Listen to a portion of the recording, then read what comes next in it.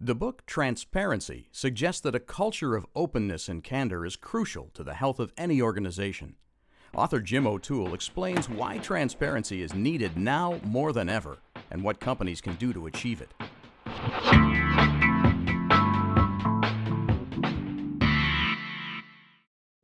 The definition of transparent is simple enough.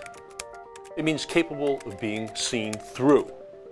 Now, as a free society, we long for our public institutions, our corporations, and other organizations to be honest and open about their dealings. Despite the promise of transparency from the leaders of those institutions, we often have the sinking feeling that we're not being told all we need to know or have the right to know. Transparency is needed now more than ever. But what does it mean to be transparent in the business world? What does it mean to create a transparent organization? My co-authors Warren Bennis, Daniel Goleman, and I examine transparency from 3 different vantage points: organizations, leadership, and in the context of the new digital age.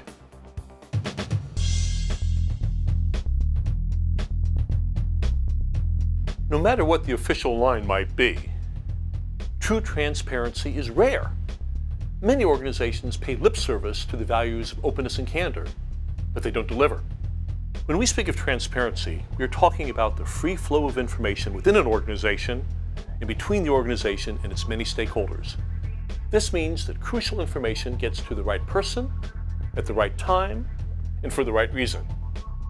Think of the flow of information as the organization's central nervous system.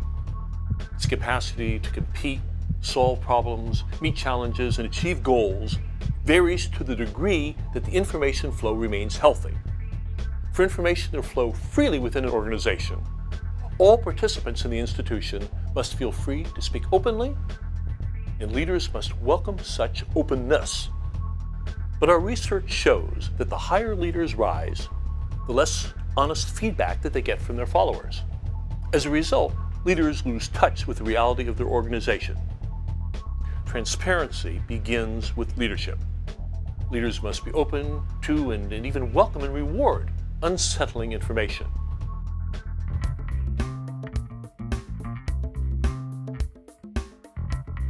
In 2002, Enron's Sharon Watkins, WorldCom's Cynthia Cooper, and the FBI's Colleen Rowley all chose to speak truth to power by bringing news to the men at the top of their respective organizations that those leaders preferred not to hear. Sadly, not only did their warnings about serious ethical violations go unheeded by their bosses, the women were then marginalized, isolated, scorned, and reviled by their organizations for their very efforts to save them. In a recent scientific survey of a cross-section of American workers, over 2/3 report having personally witnessed unethical behavior on the job. But only about 1/3 of those say that they reported it to the supervisors. The reason for their silence ranged from fear of retaliation to the belief that management would not act on the information appropriately. The missing element, in essence, is trust. Employees do not speak truth to power because they do not trust how those above them will respond. But a leader can't provide trust directly to followers. Instead, trust is an outcome of all a leader's accumulated actions and behaviors. When leaders are candid, open, consistent, and predictable in their dealings with all of their followers, the result will almost always be a condition of trust.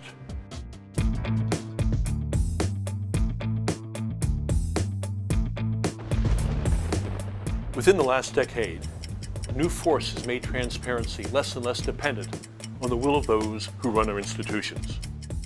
That force is technology. The digital revolution has made transparency inevitable, not just in this country, but worldwide.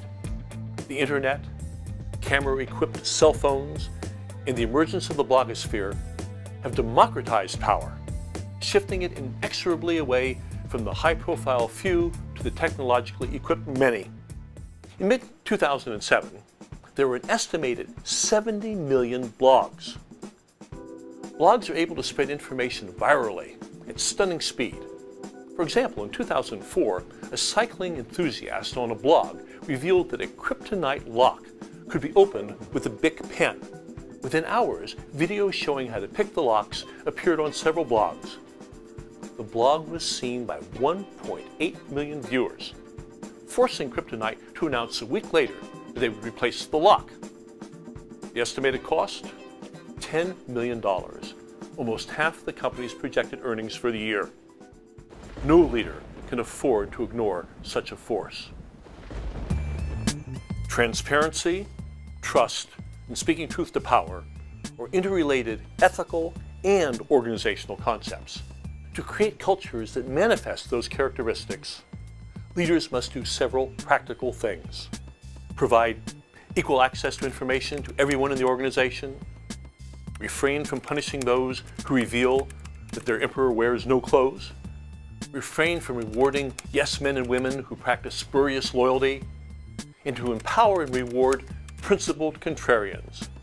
Easier said than done, but it is possible. Thank you for reading Transparency. I hope you find it useful.